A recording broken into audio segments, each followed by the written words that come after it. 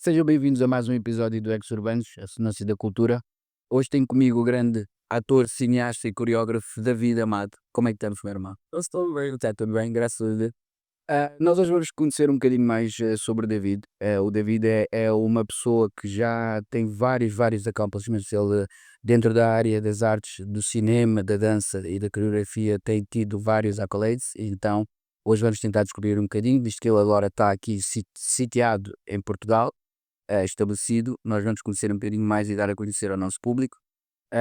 Em primeiro lugar, David, é um grande prazer para nós ter-te aqui. Para mim também. É sempre muito bom nós termos a possibilidade de falar com, não novos talentos, mas com talentos novos dentro do país, porque como se pode saber e como eu estive a pesquisar um pouco e qualquer pessoa que pesquise pode saber que tu já tens um historial imenso dentro das artes, e que decidiste mudar agora para Portugal e fazeres aqui, criares aqui a tua base e as tuas raízes relativamente às artes que desenvolves. Mas o teu processo começa nos Estados Unidos, não é? Ou seja, tu começaste com os estudos no Colômbia, na Faculdade da Colômbia, nos Estados Unidos, em Nova Iorque, certo? É música, certo? Exato, em música, sim. Então, na verdade, eu nasci na Jamaica e eu fiquei lá até 11 anos. Depois disso, eu fui para Nova York e eu fiz faculdade e colégio lá. Então, eu sempre dançava, eu também tocava piano, cantava e tudo, mas minha prática mais acadêmica das artes começou em Nova York, sim, isso mesmo. Começou em Nova Iorque. Mas na altura já tinhas a ideia, porque tu, o primeiro curso que tu tiras é de música, mas sim, é oficialmente música, oficialmente música. Estavas mais direcionado para a parte musical ou já na altura pensavas também em dança, coreografia, cantar? Eu sempre dançava, eu sempre queria fazer tudo. Os anos tipo dança, música, cinema. Só que bom, eu também cresci na igreja, então eu jogava no coro, tocava piano, órgão também. Então na hora que, na hora que eu gostava mais de música, era que eu tinha mais contato com música do que a dança. Então a música foi meu ponto mais forte. Danças, eu não tinha aulas de dança, não havia escola de dança na minha aldeia. Tinha isso na Jamaica, e Jamaica, exato. Então, eu só tinha mais acesso à música e por isso eu decidi, então eu vou estudar música, porque tipo, eu já tocava faz muitos anos, cantava também faz muitos anos, então isso faz mais, em aspas, mais sentido. Mas eu sempre sabia que eu também queria fazer dança e cinema, só que não havia acesso. Ah, pois, a dança, a música em si, na cultura jamaicana é muito forte. Mas isto de uma cultura de dança. Não, cinema também não. Tipo, Existe alguma gas, mas música é muito forte, porque na Jamaica, aliás, um dos melhores músicos de todos os tempos veio da Jamaica, que é o Bob Marley. Só a partir daí já temos a noção que existe uma cultura muito forte a nível musical. Ahm, mas eu, não, agora que me falaste e vi de uma pessoa que realmente é de lá da Jamaica e que nasceu lá, é que uma pessoa consegue fazer o paralelo que realmente não se vê muita dança assim. Vê-se dança, mas não tão como a música na Jamaica. por exemplo, a gente nem tinha uma companhia nacional quando eu nasci. Eu acho que a companhia fechou e se abriu, eu acho, talvez em 2004. Então, por 15 anos não havia uma companhia nacional. Então, também não havia uma escola de dança nacional. Dança não era viável, era só música. E havia hoje cinema. Sim, as pessoas fazem cinema, fazem filmes, acho que hoje a gente não tem. É uma estrutura, não há uma estrutura, não existe uma indústria. Pois, é verdade, assim, tendo assim também um bocado sim, a nível do panorama internacional, por acaso não existe muitas produções jamaicanas em termos de cinema, nem de. É verdade, Dance. Pronto, então, isto aqui depois da Jamaica é quando passa para os Estados Unidos da América, ele começa já, faz os teus estudos em música, mas depois vês que ali nesse meio existe também a possibilidade de abordares a apresentação e a coreografia. Sim, eu não venho de uma família artística. Eu venho de uma família bem camponesas. Um nível de muito me digo sem condições e tal. Essa ideia de ser artista simplesmente não era possível, nem na música. Sim, temos Bob Marley, mas tipo, isso foi um acaso, sabe? Tipo, isso não foi a norma. Então, para mim, eu sempre pensava que eu sempre queria fazer arte, mas eu pensava, ah, tipo, não é possível, então sei lá, talvez eu também seja, sei lá, qualquer coisa que não seja arte, tipo, algo mais no arte, ou algo que tem mais a ver com mal de obra. Foi meu pensamento, mas quando eu fui para Nova York, foi ali que eu encontrei mais pessoas artísticas, mais pessoas que viveram da arte. E pensei, bom, então eu também quero fazer isso. Tipo, era sempre um dentro desse meu, mas eu pensava que seria mais um passatempo só. E eu fiz outra coisa, sei lá, uma coisa qualquer, mas tipo, não seria o que eu fazia para mim, mas a vida é assim, não, se eu nunca pensava nisso. Pois, porque ali também existe muito aquela situação, vinda eu também faço parte, assim, mais ou menos dessa dinâmica que é, as nossas famílias têm sempre os nossos pais sempre tiveram aquela mentalidade de: "Epá, faz arte, mas isso não pode ser o teu primary job, isso não pode ser a tua fonte de rendimento, tens de ter sempre ou tirar um curso, seja engenharia ou medicina ou o que for, que é". Mas deve ser muito claro que eu também era a primeira pessoa na minha família toda de fazer a faculdade. Então, até coisas acadêmicas não era balançadas, é tipo coisas bem básicas, tipo, então você vai ser carpinteiro, ou você vai ser tipo coisas no que mais para mal de obra mesmo, ok? Então você vai dizer, então eu vou estudar para ser médico. Não, tipo, você vai ser carpinteiro, você vai ser pedreiro, tipo, coisas da mão de obra mesmo, ok? E tu conseguiste graças a Deus conseguiste quebrar esse é muito importante. Mas eu percebo que isto aqui, por exemplo, e agora vendo no espectro da quantidade de pessoas, não é? Falando assim no nível de estatística, tu basicamente és do 1% que conseguiu levar avante o pensamento de não, este é o meu sonho e eu vou concretizar o meu sonho. Isso é muito bom. Eu dou-te mesmo nos parabéns por causa disso. Porque às vezes uma pessoa, às vezes estar num meio repressivo, numa bolha que te faz condicionar que tenhas que seguir, ou vais por aqui, ou então não vais ter sucesso, e aquele peer pressure que acontece durante o percurso todo e aguentar essa pressão até chegar aí, muito bom, muitos parabéns. Obrigado. Em relação, pronto, então, e depois é na faculdade, é lá no college que tu consegues apanhar outras pessoas de meio artístico que te abrem mais as portas para a representação e essas coisas, ou foi algo autodidata? Não, então, pois foi ambos. Então, a Jamaica foi mesmo autodidata. Não, eu aprendi piano e órgão completamente sozinho. Tipo, eu comecei a ler música sozinho mesmo. Então, isso jogo sem aula, sem nada. Mas com o meu colégio, foi um colégio de artes performativas. Então, e ele também era do departamento de música. Então, lá eu realmente fazia aulas de piano e canto. A gente também tinha dança, mas a dança também era muito fraca e eu pensava que era fraco, porque também eu queria sempre fazer classe. E na minha escola a gente não queria de clássico, era mais dança, tipo teatro musical. Que outra coisa, mas eu queria fazer balé mesmo, então também eu não tinha acesso, então eu pensei, bom, eu só vou fazer música, eu já faço música faz muitos anos, então isso vai ser minha área.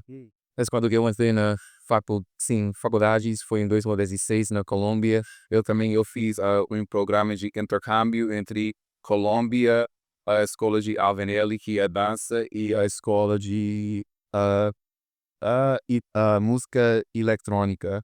Então isso era um curso de produção de música mesmo. Então foi ali que eu realmente comecei a ser a artista que eu sempre queria ser. Mas em termos de cinema, o cinema entrou muito mais tarde. Entrou muito mais tarde.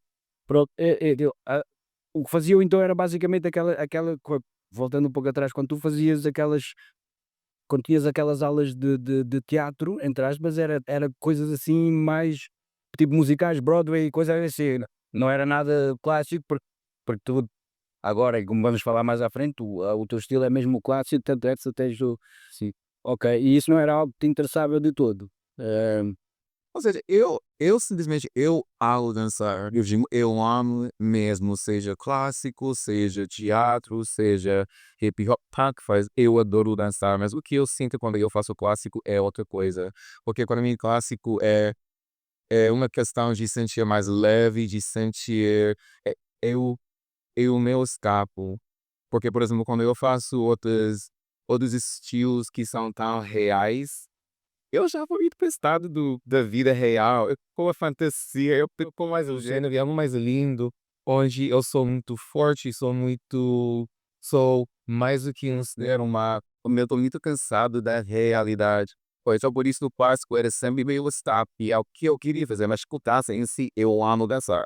Seja que for, eu amo dançar e sempre amar, porque eu comecei a dançar, não oficialmente, mas eu cresci à frente da televisão. Então eu assistia Michael Jackson, Janet Jackson, pois, tipo, esses clipes eu sempre queria caçar assim. E eu passava horas aprendendo os sons e passinhos. Então, tipo, eu amo dançar mesmo, mas quando eu encontrei, ou quando eu vi clássico pela primeira vez, eu acho que eu tinha talvez 8 anos também, na televisão, porque a gente nem tinha teatro. Pensei, é isso que eu quero fazer em termos de dança, porque isso vai além dessa questão de ser uma. Isso é muito maior, é muito mais épico, é muito mais lindo, é muito mais positivo até também. E já que falaste há pouco um bocado de encarnar, se calhar, uma sair da realidade e encarnar, ou seja, buscar aquele poder divino, digamos assim, de poder estar ali e estares, porque eu acredito que não tenha sido fácil sendo um homem queer negro, de forma alguma, principalmente na Jamaica. Jamaica é um país bastante reprime, bastante reprime, não, é violento mesmo em relação a essa situação. E os Estados Unidos, mesmo que seja considerado um país assim um bocado mais aberto e liberal em relação a isso, mas também tu tens essas duas facetas que são duas facetas que são bem propensas a crime de ódio. Tu és negro e és queer. E, tipo, é complicado. E como é que tu, mas nessa altura sentiste muito essa. Então, na Jamaica, essa questão de raça, não. Ah, não, raça jamaicana, sei se para mim, eu digo sempre, obviamente, eu sabia que eu não era branco, mas eu não percebi mesmo que eu era negro até que eu tinha saído. Porque antes disso, tipo, nenhum mundo era negro. Eu ando bem, sei lá, tipo, estar no mercado e ver meninos das caixas de cereais com minha cara ou nas capas de revistas. Então, em termos de raça, eu era a norma. A diz, era mais a questão de ser gay queer. Eu também nem sabia o que era ser gay, porque eu nasci muito afinado. Então, tipo, não foi um processo de me assumir porque os outros disseram: "Ah, então ele é gay". Então eu nasci em 1988, então e SIDA na Jamaica era horrível. Então eu também lembro com, sei lá, tipo 4, 5 anos as pessoas disseram para mim: "Ah, então sim, ele vai pegar SIDA, ele vai correr", e eu fico mais tipo: "O que é SIDA? O que é ser gay?". Ok, gay. Ou seja, já estavam a pôr esses termos todos e esses rótulos todos e ainda e com quase, quando tu ainda na realidade estavas-te a tentar descobrir a ti próprio como é que o que é que é, estava tentado, pá, não estavas a ter assim, queria Mas eu lembro bem que com 4 anos, ouvir essas palavras, ai, então gay, sida, morte, acho, ok, o que é sida, o que é ser gay? Ok, gay é gostar de meninos, mas eu não gosto de meninos, eu que eu não gosto de ninguém. Tipo, como assim isso? Que é gostar? Eu tenho 4 anos. Então, a minha vida toda lá foi marcada por essa questão de ser inferior, de ser desviante, de ser um ser de pecado.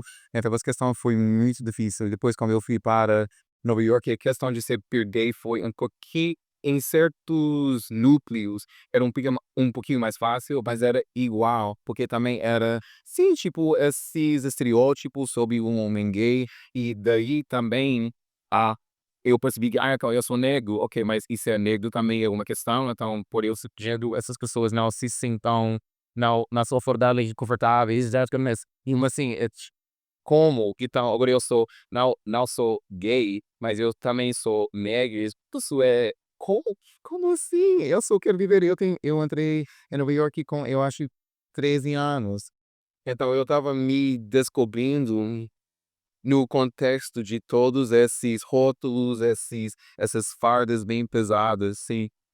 E por isso eu sempre gostei do clássico, porque na dança clássica eu sentia que eu podia ser mais do que um ser humano. E parece tão brega, mas é verdade. Tipo, eu conseguia ver, sei lá, um pássaro ou, sei lá, Gisele, sei lá, tipo, algo muito mais lindo, algo que vai além dessa questão de identidade racial. Não sei se ela tal pistou sempre amava clássico, porque quando eu comecei na dança, na verdade eu comecei na igreja, mas isso era tipo dança da igreja, que não é bem arte, tipo, isso é nossa maneira de celebrar e dedicar as nossas vidas ao Deus. Então isso nem era arte, mas quando eu comecei a fazer dança, era como eu disse, ou dança teatro, que para mim faltava alma, ou era dança negra, mas não dança afro, dança negra tipo Albanelli, que também tem a ver com escravidão, os ossos, sofrimentos, mas gente, eu tô sofrendo aqui em, sei lá, 2002, deu sofrer, eu meio que vou botar eu quero usar isto para uma forma de me exprimir felicidade, de eu desejo, eu estou feliz para não ter corraço para mim. Ok, dá bom, percebo. Sim. Profunda. Bastante profundo.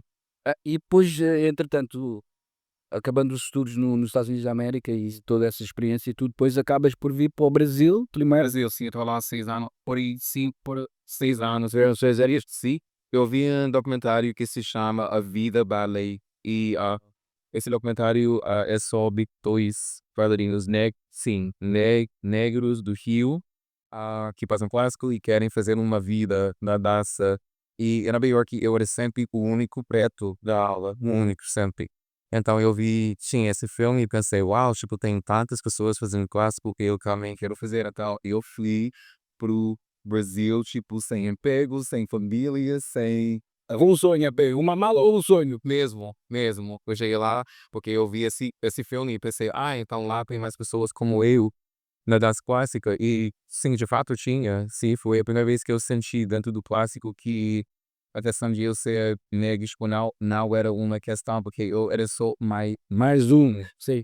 E o Brasil é um país que é maioritariamente negro, né? Eu sei que tem muitas pessoas que não gostam de sentir mais um, mas nesse contexto eu que se sabe disso, porque essa questão de sempre ser o único negro, até tipo essa questão de encontrar as sapatilhas lá em Nova York, nessa altura era muito complicado, então eu tive que pintar as sapatilhas para combinar com a minha cor, sério, sabe? Tipo, mas bailarinos bravos, eles só compram. Claro, e como, porque é normativa, eles transformam aquilo numa situação normativa, que aquela é que é a cor de pele, como se Sim, dizem, né? cor da pele, mas no Brasil tinha cor da pele na minha cor. Então algo tão pequeno fez uma diferença para mim fazer sentir mais acolhido e um sentimento de amparo até, tipo, isso é meu lar. E até Integração, neste caso, até sentir que estou no meio, que isto não é uma coisa que eu estou aqui por favor, ou que seja o único, não, isto aqui é a minha comunidade, é uma comunidade da qual eu faço parte, sim.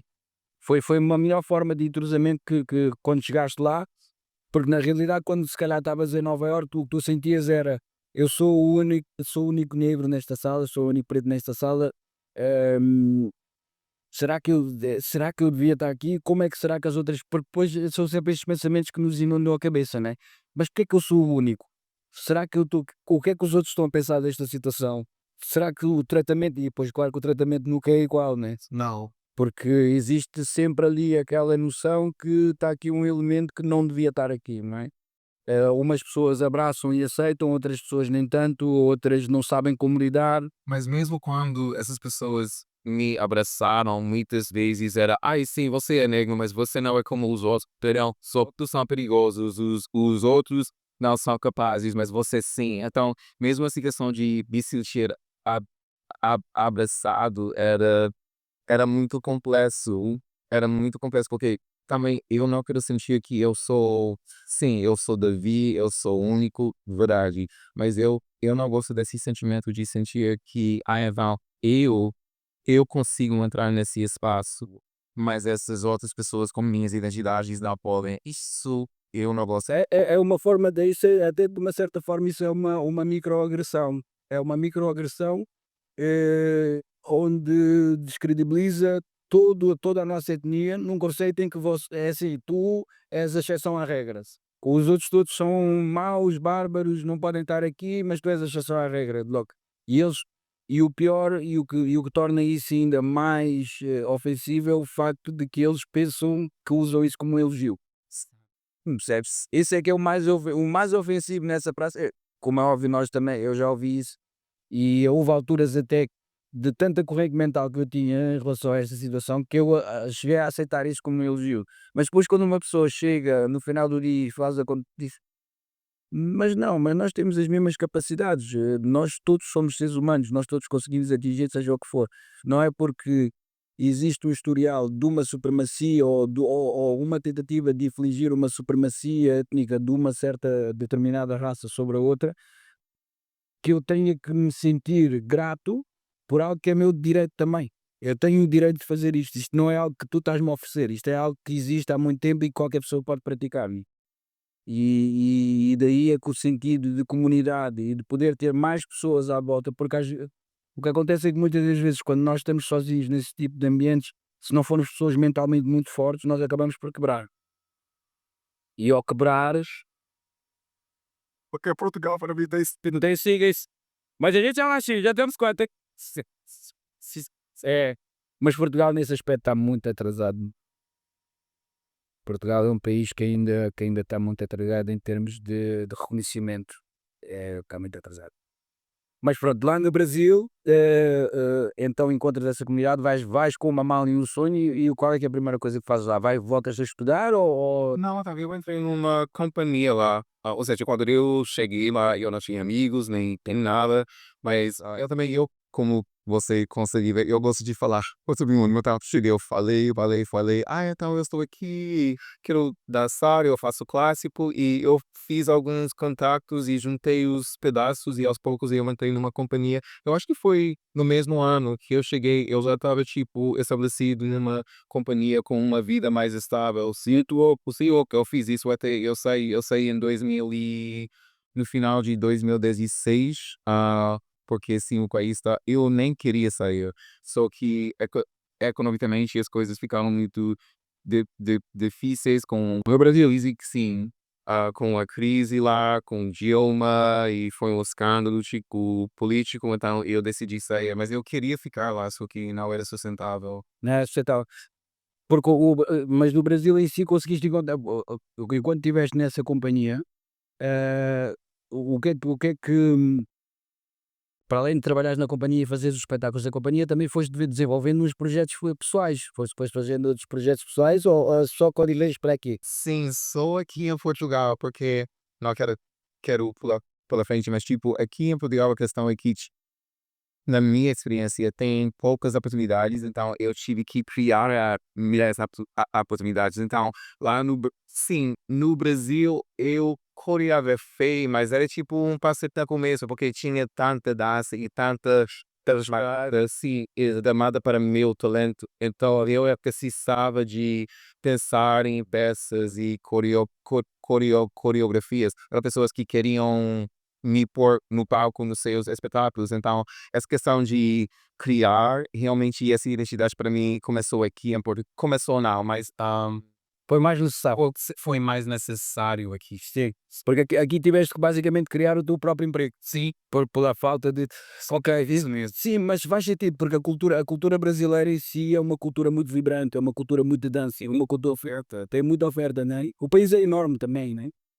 Mas por um lado, sim, Portugal tem sido muito difícil, mas eu estou grato por essa experiência, porque se eu tivesse ficado lá, desculpa, em Minas, eu não sei se eu teria estes projetos. Na verdade, eu sei que eu não teria, porque tem tanta oferta que não havia uma necessidade, nem necessidade, porque eu estava bem, né? Então não havia necessidade de pensar em projetos, em peças de teatro, em bailados e porque eu estava dançando, eu estava recebendo sempre, e assim, É, e depois, entretanto, nessa altura, é quando acontece essa situação, não é? Da crise económica no Brasil e tu decides vir para aqui para Portugal, a decisão em si ou tinhas outros planos em mente? então, eu digo sabe, e realmente eu não vim para Portugal, eu vim para Europa. E Portugal foi só uma questão da língua, porque eu falo espanhol, português e inglês, mas eu pensei, pois, então essa ligação entre Brasil e Portugal vai ser tipo mais forte, vai ser mais fácil, então basicamente eu posso viver a vida que eu estava vivendo lá, aqui na Europa, com mais ahm, fundos, com mais segurança, etc. Mas, tipo, não foi Portugal mesmo que eu queria, porque de fora é tudo igual, tipo, Portugal, Suíça, Alemanha, é tudo igual, é tudo Europa. Sim, então não interessa, tipo, seja que for, tipo, vai lá e vai ter uma vida tão luxuosa, tão fácil, tão segura. Essa é a percepção lá do Brasil, lá aqui. Exato. Então na verdade, eu vim para Portugal com a expectativa que eu podia ter a vida que eu só teria na Suíça ou Alemanha, lá. Então não foi sobre Porto, ou seja, não foi sobre esse país em si, foi sobre o continente. Eu queria estar no continente e ter esses recursos. Onde existe, ok. Porque e depois quando chegaste cá, óbvio, visto que a percepção é totalmente errada, né? Porque, mas é engraçado porque eu também vejo isso muito em termos de imigrantes brasileiros que estão a vir cá para Portugal, ou mesmo da África, que amigos meus que vêm de Angola. Existe uma noção de que Portugal ou a Europa é capaz de providenciar umas condições, mas não. As pessoas depois quando chegam cá percebem-se de consternado, muitas das vezes, é que o país está. Eu pensava que, sei lá, eu ia aqui, eu ter muito dinheiro, muitos projetos, roupas de Gucci, todos acabares. Oh meu Deus! Tenho que ter me desta dor de cabeça. Sabe? É mesmo a visão que temos. Tipo, não há Portugal, não há França, é tudo Europa. Então eu vim para Europa para ter essa experiência, sim, de luxo. E agora chegaste cá, pronto, ao chegares aqui, qual é que foi o teu primeiro pensamento? Acredito que tenha sido logo também procurar uma academia de dança ou uma companhia para pudesses continuar a fazer ou vieste com outro pensamento? Não, eu vim para dançar mesmo. Eu vim porque eu queria entrar na companhia nacional, porque só tem uma companhia de ballet clássico aqui, então isso foi sempre um sonho. Mas eu acho que meu primeiro pensamento quando eu cheguei aqui era que eu sinto isso até hoje. As pessoas falam muito de racismo, xenofobia, homofobia, assim, são coisas reais aqui nesse país. Mas o que eu sinto muito mais forte é existe um sistema de casta aqui. Então, mesmo sendo homem, branco, português, não sei o quê, se você não tiver o último nome certo aqui neste país, é muito difícil avançar com sua carreira. Então, Ou pelo menos lidar com pessoas que tenham esse. exato, porque temos um sistema de caste, tipo, temos pessoas que realmente têm e outros que não têm. E então, quando a gente só fala nessa questão de raça e país de origem e essas coisas, eu acho que é uma falta de perspectiva em algo muito maior, porque mesmo se eu fosse homem branco português do meu recorte social, eu não teria acesso às coisas que eu quero. E isso foi algo novo para mim, porque lidar com essa questão de racismo ou xenofobia, eu já tinha experiência, eu já tinha noção disso. Mecanismo de defesa, Sim, exato, mas esse sistema de casta mesmo, tipo, como você só tem só um sobrenome. Então como assim? Tipo, ou você, sei lá, você vive nessa zona aqui, ou você não é filho dessa pessoa, ou bisneto dessa pessoa. Tipo, isso foi surreal, e foi surreal para mim. E tem sido muito difícil lidar com essas questões, porque eu sinto que tem pelo menos dois Portugals ou 2 Lisboas, no sentido de tem um elite e tem o restante. E sim, essa elite é de fato branco, é classe alta, mas são mais do que brancas, são pessoas com uma linha, uma linhagem. linhagem, exato, bem antiga. Mas se formos a ver isso tudo também, e está interligado, porque isto resulta, e como tu disseste, são linhagens, isto são décadas, são séculos, séculos e séculos de porque a história da Europa baseia-se muito no sentido em que essas famílias já existem mesmo antes dos descobrimentos essas famílias são aquelas famílias que estão no poder desde sempre, são as que controlavam a Europa e que sempre colocaram as classes mais baixas umas contra as outras a lutar para tentar para aspirar o sonho de poder estar ali, sim, né? E isso é a forma deles controlarem basicamente, de controlarem a narrativa de como é que funciona o país. Hum, e é óbvio que eles têm sempre uma palavra final e um poder decisivo superior e que eles continuam a fazer entre eles no círculo deles, os negócios deles. Eh, é uma discriminação, de certa forma. Só que não se baseia no facto de ser uma etnia ou de ser ou de orientação sexual. Não tem a ver com isso, mas tem a ver com controlar, ter o grip no power. Continuar sempre a ter o grip no power, que é o quê? Mantém estas classes aqui em guerra umas com as outras, por isso é que existem esses rótulos de negro, isto e aquilo, que é para nós aqui em baixo estarmos a combater em vez de olharmos para cima e conseguimos ver que realmente quem está a criar este separatismo e toda esta confusão é o pessoal de cima. E é o capitalismo agressivo que faz com que toda esta máquina funcione, porque enquanto nós discutimos entre nós, eles fazem mais dinheiro. E agora, cá em Portugal, existe de facto o fato da situação da linhagem, mas é mais porque eles são os donos de todos os espaços. E tem sido desde sempre. É, eles são os donos dos espaços, ou seja, porque eles nem sequer estão envolvidos tão pessoalmente nas coisas, mas o sítio é deles. E os filhos, e os netos, e os bisnetos deles lidam connosco. E são esses é que levam depois a informação para os avós ou: "Oh, avô, no teu sítio querem fazer isso". E depois, como a mentalidade dessas pessoas que estão em cima é aquela mentalidade ainda muito de: "Isto ainda pode afetar a nossa credibilidade ou pode ser algo que venha a afetar o nosso poder", eles vetam. Então eles preferem só trabalhar dentro do círculo deles. Mas só que pessoas como tu, eu e mais outras pessoas fazemos da seguinte forma: nós contornamos arranjando os nossos próprios trabalhos. Sim, E aí é que nós conseguimos marcar a diferença, porque, por exemplo, antigamente, mesmo a nível de televisão e o que fosse, as notícias nós víamos sempre na televisão, hoje em dia já tens N podcasts que já estão a diminuir a audiência nas televisões e eles já começam a ver, opá, já não temos o poder, já não existe o monopólio, porque eles já nós estamos a quebrar esse monopólio. sim. Por isso é que a tua presença e o trabalho que tu fazes é muito importante, porque é quebrar o monopólio. Há muitas pessoas que não fazem o que nós fazemos porque pensam que não há possibilidade, e depois tem que haver alguém que chega e diz: "Não, há possibilidade, está aqui". E é esse exatamente o trabalho que nós estamos a tentar fazer, e tu fazes também com o trabalho de balé. Por isso, ficarmos focados no facto em que essas famílias realmente têm o poder e que coisa, só estamos a dar mais poder. Nós temos é que pensar, nós não precisamos de lidar com isso. Nós podemos criar o que a nossa parte aqui e divulgar entre nós o máximo possível para não termos que precisar deles, percebe? E eu acho que é mais ou menos por aí. Mas tu estás completamente certo. Isto aqui existe ainda muitos Melbrainers e não sei quê.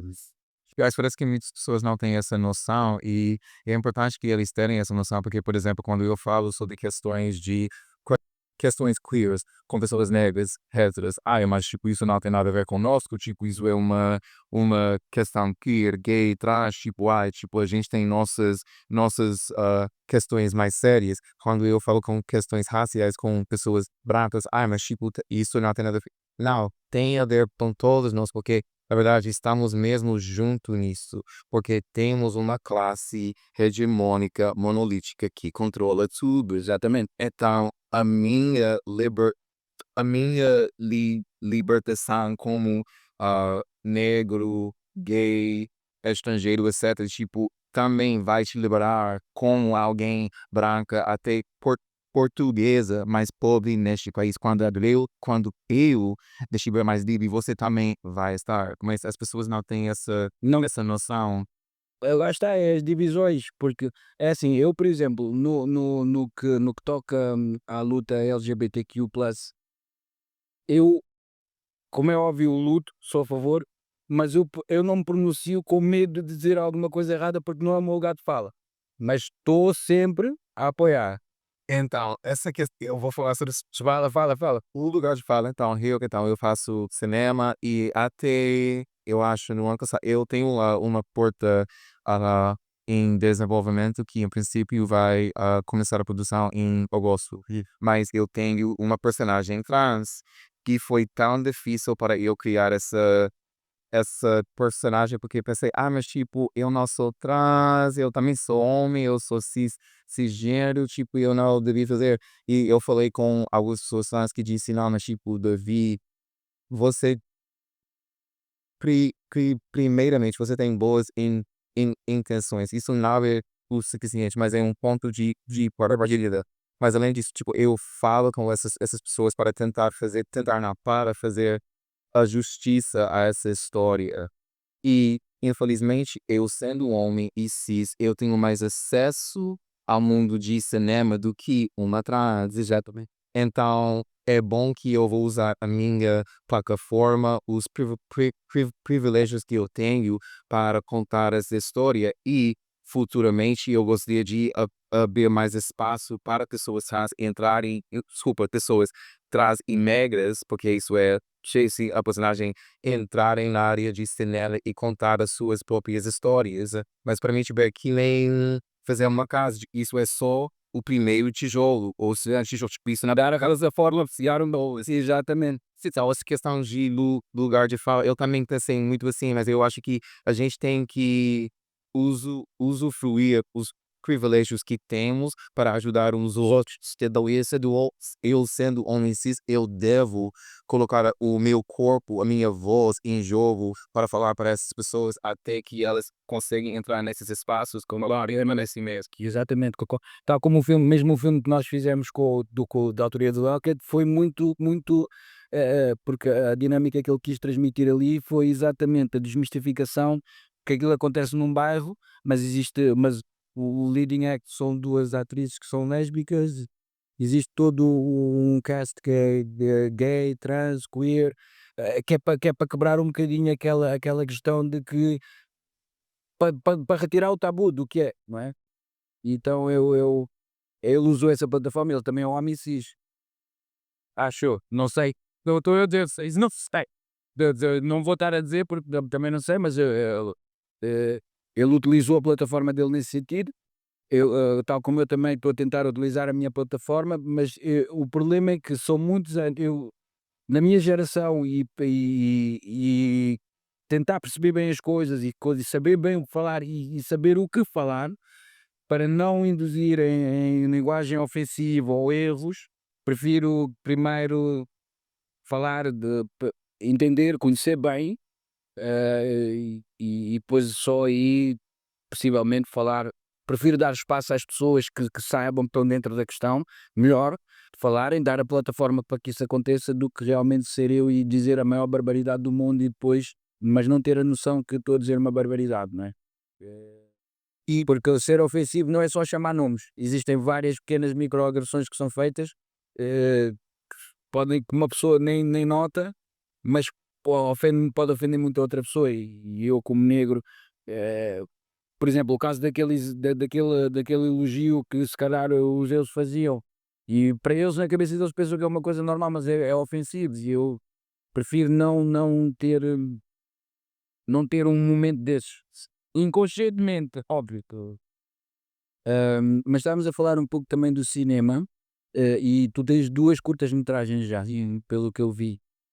Queres falar um bocadinho sobre elas? Eu ainda não tive aliás, eu vou deixar o link aqui que é para vocês terem a noção, que é para todos poderem ver, está no site do David, mas, queres falar um bocadinho sobre elas? Qual é que é o Eu comecei a fazer vídeos e tal, tipo, acho no colégio, mas não era cinema mesmo, era mesmo tipo, vídeos no YouTube e tal, tipo, coisas bem cruas. Ah, e depois eu entrei mais na dança, eu vim para Portugal em 2017 e a pandemia começou em 2020. Então, quando a pandemia começou, não havia espetáculos, não havia teatros, nem nada. Então, eu consegui uma bolsa da Fundação GDA para fazer um projeto artístico com dança, mas pensei, bom, tipo, não há teatros, então isso vai ter que ser um vídeo. Mas eu pensei bem e depois eu disse, era bom fazer um filme, né? Porque eu não tenho mais nada a fazer. Então, no tempo da pandemia, e eu comecei esse projeto, se não me engano, o projeto é o Velveteen. Eu comecei esse filme, eu acho, em junho de 2020, então a gente estava em casa sem nada para fazer, então eu pensei, eu quero fazer tipo um filme de dança mesmo, tipo uma história com início, meio e fim, com personagens, com falas e de tudo. Então, sim, eu me dediquei a isso. Que eu fiz a produção deste filme entre junho de 2020 e dezembro de 2020. Eu falei com vários amigos, então na verdade, muitos deles nem deram pessoas que eu tinha uma proximidade nessa altura, porque então eu cheguei em Portugal, mas quando eu cheguei em Lisboa, mas depois eu fui para Tavira por 2 anos, então eu voltei para Lisboa em 2019, a pandemia começou em março de 2020 e tal, eu nem tinha amigos aqui. Então eu estava em casa no Instagram, tipo, então, oi, eu sou Davi, eu quero fazer um filme de dança. Você parece gay. É gay? Foi mesmo isso, tipo, eu acho que você gay. Parte desse filme sobre ele se é gay, né? Dança e tal. Todo mundo disse sim, por favor, estamos em casa sem nada a fazer. Então eu fiz esse filme, mas agora são pessoas que eu contei. Eu ainda faço projetos e filmes com as pessoas, mas quando começamos, muitos deles, tipo, eram pessoas atores mesmo. Mas sim, eu fiz 6 meses de produção e sim, eu lancei esse filme no início de 2021, teve estreia na Moda Lisboa em março, sim, porque eles também não podiam fazer nada ao vivo, então estavam procurando filmes e essas coisas, então eu fiz a estreia lá e depois esse filme, o Velveteen, passou por um festival em Cabo Verde, festivais no Brasil, festivais em Irlanda, muito bom. E logo depois disso, em 2021, eu fiz produção de um filme de moda, um fashion film, True Colors. Isso aí assim em 2022 e assim também, sim, eu passei assim em Berlim, na França também. Depois há muitos festivais, mas ambos esses filmes foram transmitidos na EVTP África e lá em Portugal, sim, eu vi sim, exato. Eu vi, mas não via transmitido aqui, sim, exato. E isso foi um grande passo à frente para mim. Um grande passo porque abrange toda a África. Exato. A África da CPLC. Não, muito bom, muito bom. Ou seja, no Moda Lisboa, porque estávamos na altura da pandemia, bem, aquilo foi projetado. Sim, maravilha. Pela internet, e então sim, então todo mundo viu, recebi muitos feedbacks e contatos para fazer mais filmes e na verdade foi por isto que eu consegui fazer o Fashion Film, a Virgin e moda, porque eles disseram, então, mas você já pensou em fazer algo com tipo moda e dança e poesia e tal? Não, mas eu faço. Sim. Estranho, sim. Falaste-me que tiveste em Tavira. Eu por acaso tenho uma amiga minha, não sei, ela dá aulas de balé clássico e ela teve uma escola já aqui que era uma escola em Alvalade, mas ela agora está em Faro, não está em Tavira, mas está em Faro. O nome dela é Ana Alberto, não sei se conhece. Pode dar nome Alves, não. Mas eu depois hei de mandar. Ela por acaso, ela também ela está lá na companhia, acho que é de Faro e como disseste, estiveste lá no Algarve, eu pensei, mas eu vou-vos meter em contacto, porque assim vocês. Até porque tu também estás a desenvolver um projeto de balé também cá. Já começou, que chama-se balé inclusivo, não é? Balé para todos. Balé para todos, sim. É isso. Estou só de. Balé para todos, sim. Então, esse projeto começou em janeiro de 2025, mas eu já começava nesse projeto desde sempre, mas eu queria montar esse projeto aqui em Portugal desde 2021. Então, nos fundos, temos eu e minha colega Olaisa Imbalo, ela é da Guiné, e temos mais uma pessoa conosco também, Lourenço Rodrigues, assim, que é português da Azetown. Mas enfim, somos três nesse projeto, para agora todos, que começou em janeiro, e o objetivo deste projeto é para na verdade tem 2 lados. A base é dar-nos aulas de balé clássico dentro das escolas, né, que nós estamos na escola secundária da Amora e a escola básica da Vale da Amoeira.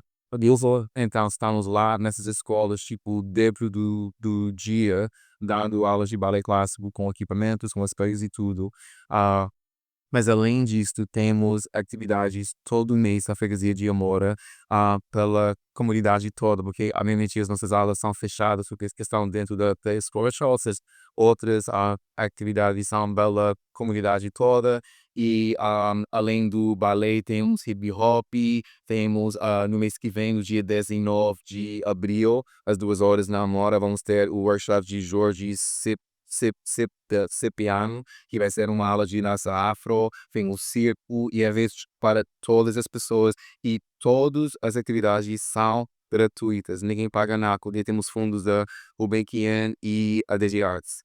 Mas quando eu falo em balé para todos, é mesmo para todos, porque temos essa ideia de, então, balé clássico é só para meninas, jovens, magras, ricas, e não isso, tipo, então, é para pessoas negras, é para pessoas não magras, é para pessoas com necessidades especiais também, é para pessoas negras também, tipo, é para todas as pessoas, porque balé para mim é, sim, é uma dança, mas é uma linguagem que pode ser acessível a todos, que nem português, que nem inglês, que nem espanhol, tipo, é uma linguagem que deve ser acessível para todas as pessoas. E quando eu falo com as pessoas sobre essa questão de levar o balé pelas comunidades nas periferias, porque eu só quero esse projeto fora do centro. Fora do centro é muito importante para mim. Então eu gostaria de também ter para todos, linha de Sintra, para todos, linha de Cascais, mas não Cascais, na chave tipo, ou isso, sim. Mas quando eu falo nessa ambição minha de levar o clássico para esses polos, é sempre, ai, mas sei lá, tipo, o clássico é muito europeu e são pessoas africanas ou ciganas ou sei lá, tipo, eles devem fazer nada a ver. Mas para eles sendo tipo essas instituições, algumas é uma questão de, mas tipo, eles devem fazer tipo as suas danças, tipo, dança afro, não sei o quê. Mas por que não ambos? Por que não? Isso é rotular, as pessoas, isso não tem nada a ver. E tipo, estamos aqui falando em português, que também uma língua colonial, mas tem muitas pessoas no mundo que fazem coisas interessantes com essa língua e a mesma coisa pode ser feito com ballet clássico, porque ballet clássico também é uma linguagem.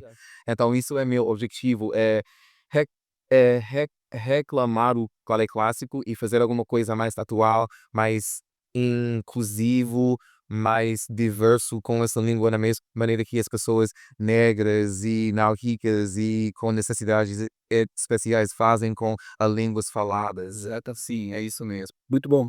Eu por acaso trabalho com alguns coletivos, trabalho com o coletivo Vida Justa e com mais alguns coletivos que nós se calhar vamos ter a possibilidade e eu acho que nós vamos isso é uma grande ideia. Sim, Até ali para a zona, por exemplo, existem alguns eventos que são feitos ali na zona da Copa de Amor e tal. falava com o menino Olha, eu usei o Flávio, estás a fazer bem. E estás, o Elvis, olha, ele é um dos meus de general assim, não dou. Então, estás a falar com o Flávio e está tudo tranquilo. Só que ele vai tratar disso. E depois das outras áreas, basta só a gente ver quem está lá nas outras áreas da coisa e a gente vai fazer isso acontecer. Isso é muito bom. Bom projeto, excelente, excelente.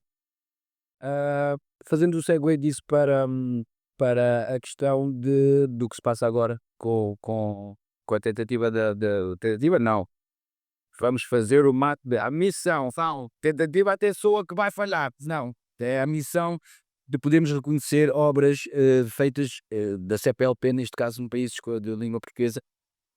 Isto é eu soube através de uma amiga minha que me mandou os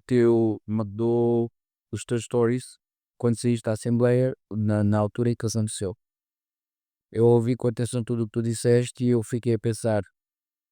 A primeira coisa que eu pensei foi: ele não pode estar sozinho nestas coisas, não pode estar sozinho nisto, que isto é algo que interessa a todos nós, a toda a comunidade brasileira, angolana, moçambicana, toda a comunidade CPLP tem que estar contigo, todos os artistas têm que estar contigo, porque esta é uma batalha, uma missão que vai ajudar, na prática vai ajudar mais Portugal do que outra coisa. mas vai ajudar também a podermos nos emancipar, digamos assim, um bocadinho de certos rótulos que nos são dados pelas obras que nós desenvolvemos dentro deste país, não é? Ahm, então, eu vi e fiquei assim um bocado. Porque que nunca ninguém pensou nisto? E queria saber um bocadinho qual é que foi a tua linha de pensamento para chegares a esse ponto de apresentares essa moção e como é que está-se a desenvolver até agora, qual é que é o estado do evento? Então, só para dar contextualização, essa lei de cinema existe, ou seja, essa versão da lei existe desde 2012 e sobre essa lei, então todos os filmes feitos aqui em Portugal, talvez não todos, mas a maioria, para serem feitos têm que receber fundos da ICA, o Instituto de Cinema e Audiovisual. Então, se você não receber esses fundos, é muito difícil fazer uma longa-metragem. Curta, talvez dá, porque tem outros apoios, mas uma longa, os orçamentos são bem altos e não é possível fazer uma longa do seu bolso. Então, você precisa, claro, de fundos do Estado, enfim. Então, sobre essa lei, para receberem esses fundos, ou nem receber, para se candidatar, tem que ser membro da União Europeia. Atenção, não português, tem que ser membro da União Europeia. Ou seja, tem que ser europeu. Sim, ou seja, alguém da França, Alemanha ou de candidato que não fala português, que tem um filme em alemão ou francês que nunca tem se usado aqui em Portugal, consegue se candidatar e receber esses fundos. Mas alguém que vive cá, fala legalmente, fala a língua, não consegue entrar nesse concurso. E muitas pessoas nem sabem que essa lei existe, porque maioritariamente as pessoas que entram nesses concursos são pessoas europeias, porque tem, além dessa questão de ser europeia, existem outras barreiras, tem uma pontuação com seus estudos, com outros filmes que você tem feito, então, sinceramente, tipo, pessoas, vamos dizer, pessoas de comunidades marginalizadas, tipo, não tem a direção certa para entrar mesmo sendo português. Então, mas por isto, ninguém sabia que as pessoas ao meu redor que me ajudaram com o concurso não sabiam dessa lei. Então eu entrei e sim, eu recebi uma carta a dizer que a gente nem consegue ler o seu material porque você não é europeu. Então não foi por causa de mérito ou qualidade do projeto. Também quero acrescentar que o meu filme, essa longa participou numa residência artística com Netflix Portugal e também com a Academia Portuguesa de Cinema. Então já tem esse selo de aprovação portuguesa, mas mesmo assim, por eu não ser europeia, again, não português, mas europeu, eu não consigo entrar nesse concurso, beleza? Então, eu nem tinha uma linha de pensamento, foi mesmo raiva.